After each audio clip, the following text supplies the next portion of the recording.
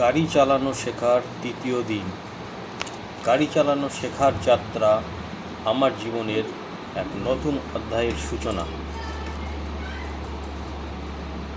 প্রথম দিনের উত্তেজনা এবং তৃতীয় দিনের কিছুটা আত্মবিশ্বাসের পর তৃতীয় দিনটি ছিল বাস্তব অভিজ্ঞতার সঙ্গে নিজেকে আরও ভালোভাবে খাপ খাইয়ে নেওয়ার দিন।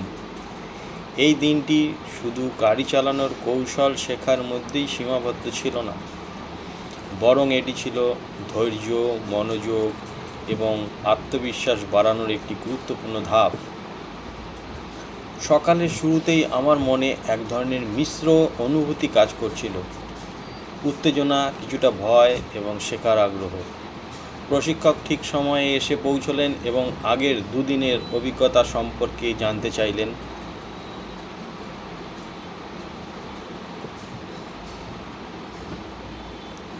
তিনি বললেন, আজ আমরা একটু বেশি প্র্যাকটিক্যাল করব, তবে ভয় পাওয়ার কিছু নেই। তার এই কথায় আমি কিছুটা আশ্বস্ত হলাম। প্রথমে আমরা গাড়ির বেসিক বিষয়গুলি আবার একবার রিভিশন করলাম। স্টিয়ারিং, নিয়ন্ত্রণ, ক্লাচ, ব্রেক, অ্যাক্সেলেটার এবং গিয়ার পরিবর্তন। যদিও এগুলো আগের দিনগুলোতে শিখেছি, তবুও তৃতীয় দিনে এগুলো আরও পরিষ্কারভাবে বুঝতে পারলাম। প্রশিক্ষক বারবার বলছিলেন, গাড়ি চালানো মানে শুধু মেশিন চালানো নয়, বরং এটি একটি দায়িত্ব। এরপর আমরা রাস্তায় নামলাম। আজকের দিনটি আগের দিনের তুলনায় একটু বেশি চ্যালেঞ্জিং ছিল, কারণ আজ আমাদের একটু ব্যস্ত রাস্তা গাড়ি চালানোর অনুশীলন করতে হয়েছিল। প্রথমে কিছুটা নার্ভাস লাগছিল, কিন্তু প্রশিক্ষকের নির্দেশনা অনুযায়ী ধীরে ধীরে গাড়ি চালাতে শুরু করলাম। গাড়ি চালানোর সময় আমি লক্ষ্য করলাম রাস্তার অন্যান্য গাড়ি, পথচারী, সাইকেল আরোহী সব কিছুই একসঙ্গে পর্যবেক্ষণ করতে হয়। এটি সত্যি একটি চ্যালেঞ্জিং কাজ। প্রশিক্ষক বললেন, চোখ সবসময় সচল রাখবে, শুধু সামনে নয়, পাশে এবং পেছনেও নজর রাখতে হবে। এই কথাটি আমার কাছে খুব গুরুত্বপূর্ণ মনে হলো। তৃতীয় দিনে আমি গিয়ার পরিবর্তনের ওপর বিশেষ গুরুত্ব দিলাম। প্রথম দিন এটি বেশ কঠিন মনে হলেও এখন কিছুটা সহজ লাগছিল। ক্লাচ ছেড়ে ধীরে ধীরে অ্যাক্সেলেটার চাপা, এই সমন্বয়টি ধীরে ধীরে আয়ত্তে আসছিল। মাঝে মাঝে গাড়ি বন্ধ হয়ে যাচ্ছিল, কিন্তু প্রশিক্ষক বললেন, এটা স্বাভাবিক, ভুল থেকেই শেখা যায়।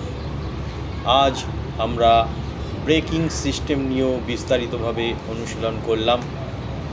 হঠাৎ করে ব্রেক না ধরে ধীরে ধীরে ব্রেক করা কতটা গুরুত্বপূর্ণ তা আমি আজ বুঝতে পারলাম। এতে গাড়ির নিয়ন্ত্রণ ভালো থাকে এবং যাত্রীরাও স্বাচ্ছন্দ্য বোধ করে।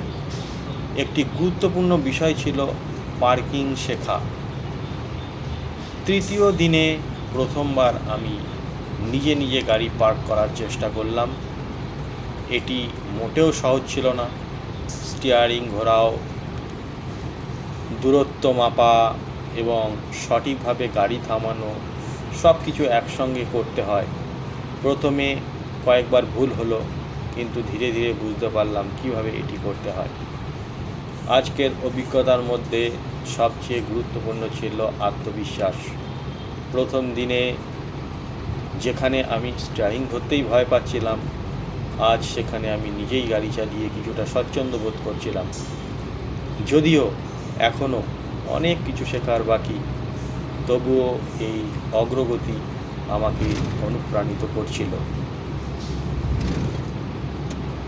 প্রশিক্ষক মাঝে মাঝে বিভিন্ন পরিস্থিতির উদাহরণ দিচ্ছিলেন, যেমন হঠাৎ সামনে কেউ চলে এলে কী করতে হবে, অথবা ট্রাফিক সিগন্যাল পরিবর্তন হলে কিভাবে প্রতিক্রিয়া জানাতে হবে। এইসব বাস্তব উদাহরণ আমাকে আরও সচেতন করে তুলেছিল। তৃতীয় দিনের শেষ আমি উপলব্ধি করলাম, গাড়ি চালানো শুধু একটি দক্ষতা নয়, এটি একটি দায়িত্বপূর্ণ কাজ। প্রতিটি সিদ্ধান্ত, প্রতিটি পদক্ষেপ অন্যদের জীবনের সঙ্গে জড়িত। তাই এখানে কোনো অসতর্কতা বা তাড়াহুড়ো করার সুযোগ নেই। দিনের শেষে প্রশিক্ষক আমাকে কিছু পরামর্শ দিলেন। নিয়মিত অনুশীলন করতে হবে, আত্মবিশ্বাস রাখতে হবে এবং সবসময় ট্রাফিক নিয়ম মেনে চলতে হবে। তিনি বললেন, একজন ভালো ড্রাইভার হতে হলে শুধু গাড়ি চালানো জানলেই হবে না, তাকে একজন সচেতন মানুষও হতে হবে। বাড়ি ফিরে আমি দিনের অভিজ্ঞতা নিয়ে অনেকক্ষণ ভাবলাম। প্রতিটি ছোট ছোট শেখা বিষয় আমার কাছে বড় মনে হচ্ছিল। তৃতীয় দিনের এই অভিজ্ঞতা আমাকে আরও উৎসাহিত করলো এবং আমি বুঝতে পারলাম ধীরে ধীরে আমি একজন দক্ষ ড্রাইভারে পরিণত হতে পারবো। পরবর্তী দিনগুলোর জন্য আমার আশা আরও বেড়ে গেল। আমি জানি সামনে আরও চ্যালেঞ্জ আসবে, কিন্তু আজকের অভিজ্ঞতা আমাকে সেই চ্যালেঞ্জ মোকাবিলা করার শক্তি দিয়েছে। সব মিলিয়ে গাড়ি চালানো শেখার তৃতীয় দিনটি ছিল অত্যন্ত শিক্ষণীয় এবং গুরুত্বপূর্ণ। এটি শুধু আমার দক্ষতা বাড়ায়নি, বরং আমাকে একজন দায়িত্বশীল মানুষ হিসাবেও গড়ে তুলতে সাহায্য করেছে। এই যাত্রা এখনও চলমান এবং প্রতিটি দিন আমাকে নতুন কিছু শেখাচ্ছে। আমি বিশ্বাস করি একদিন আমি একজন আত্মবিশ্বাসী এবং দক্ষ ড্রাইভার হয়ে উঠব। শেষ কথা হিসেবে বলা যায়, গাড়ি চালানো শেখা একটি ধৈর্যের পরীক্ষা। এখানে প্রতিটি ভুল একটি শিক্ষা, প্রতিটি অভিজ্ঞতা একটি নতুন উপলব্ধি, আর তৃতীয় দিনটি সেই শিক্ষার এক গুরুত্বপূর্ণ ধাপ যা আমাকে সামনে এগিয়ে যাওয়ার সাহস দিয়েছে।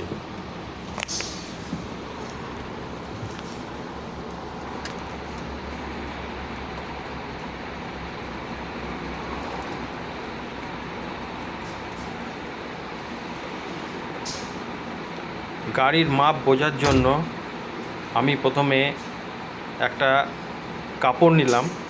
কাপড়টা নিয়ে রাস্তার একধারে রাখলাম। রাখার পর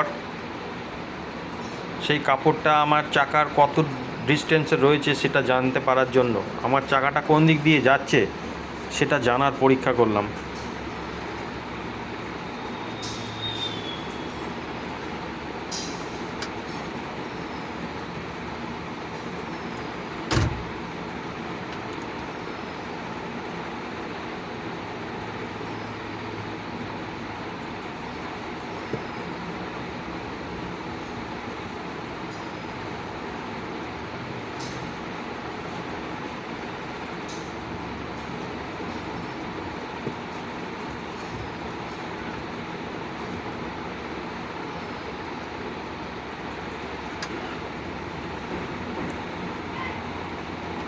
কাপড় থেকে চাকার ডিস্টেন্স দেখার জন্য নিচে নামছিলাম।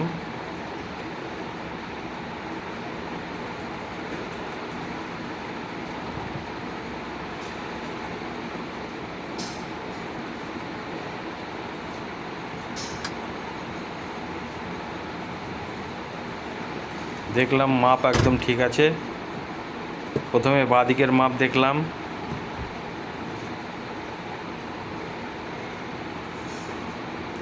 তারপরে ডান দিকের মাপ।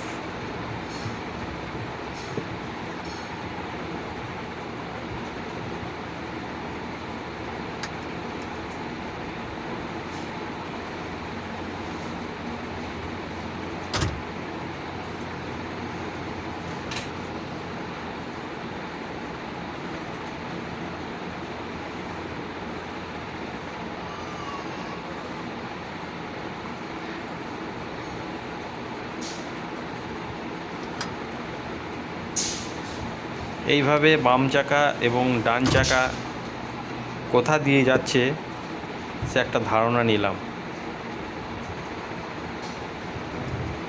এটা জানা খুবই জরুরি।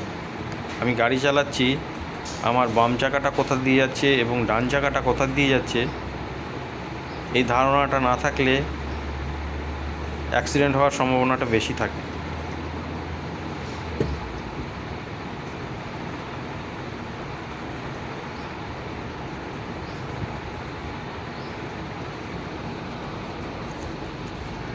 ডান চাকা বাম চাকা সম্পর্কে আইডিয়াটা মোটামুটি ভালো হয়ে গেছে।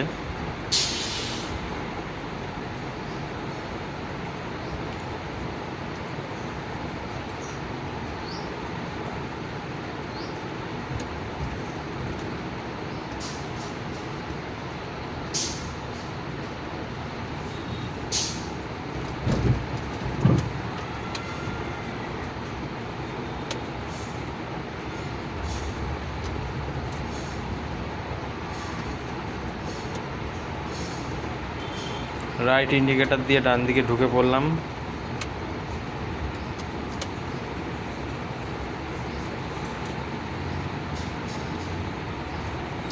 আবার রাইট ইন্ডিকেটার দিয়ে ডান দিকে চলে এলাম।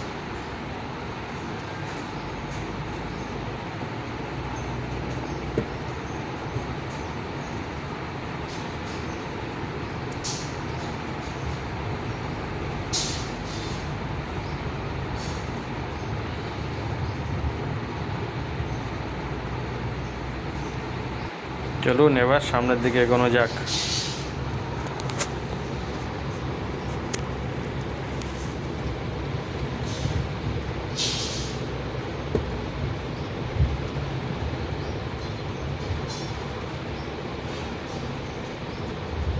মাপটা নেওয়ার জন্য প্রথমে পাম্প লাইনের ওপর দিয়ে গাড়ি চালাতে শুরু করলাম।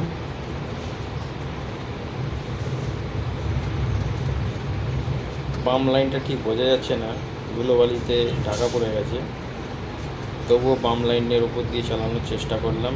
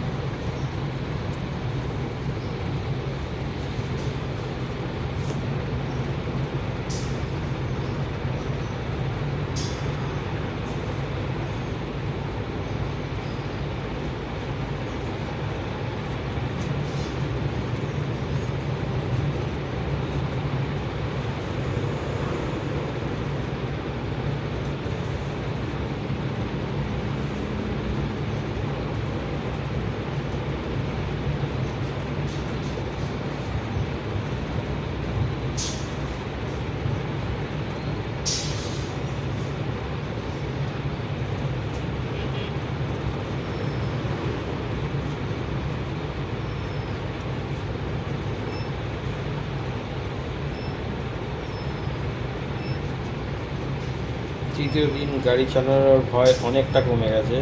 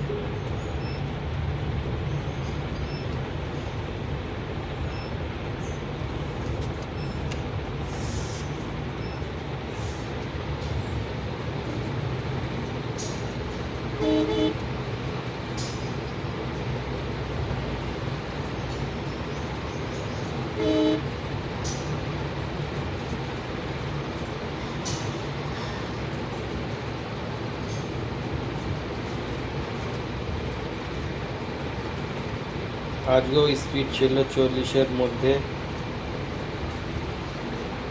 4 নম্বর গিয়ার পর্যন্ত গাড়ি চালিয়েছি আজকে।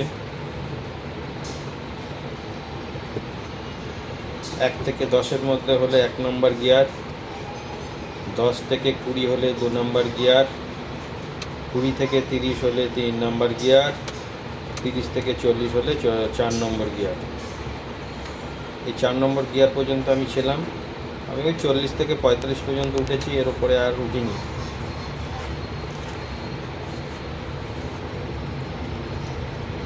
ডান দিকে ইন্ডিকেট করে ডান দিকে বেরিয়ে গেলাম।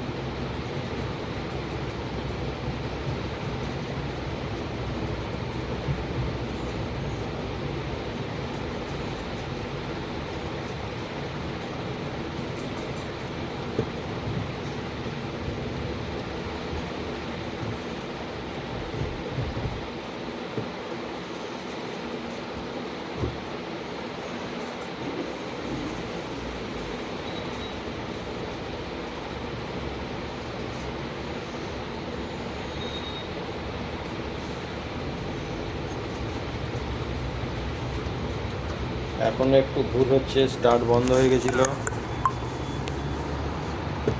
আবার স্টার্ট দিয়ে ফার্স্ট গিয়ারে গাড়ি তুলে নিয়ে এলাম। 10 পেরিয়ে যাওয়ার পর 2 নম্বর গিয়ার দিলাম।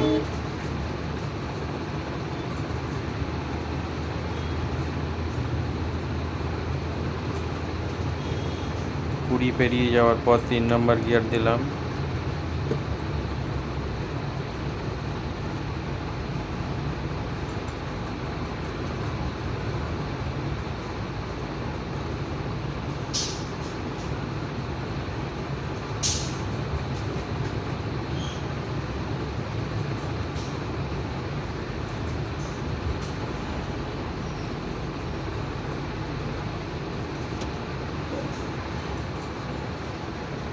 চলে এলাম আমার গন্তব্যস্থলে।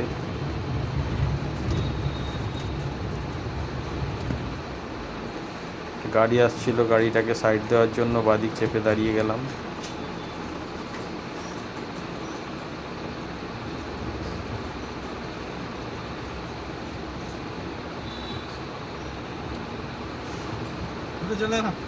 এইভাবে আমার 3য় দিন কমপ্লিট হলো। আশা করছি আপনাদের ভিডিওটি ভালো লেগেছে। যদি ভালো লেগে থাকে লাইক, শেয়ার, কমেন্ট করবেন আর চ্যানেলটাকে সাবস্ক্রাইব করে রাখবেন। ইনকলাব জিন্দাবাদ, বন্দে মাতরম।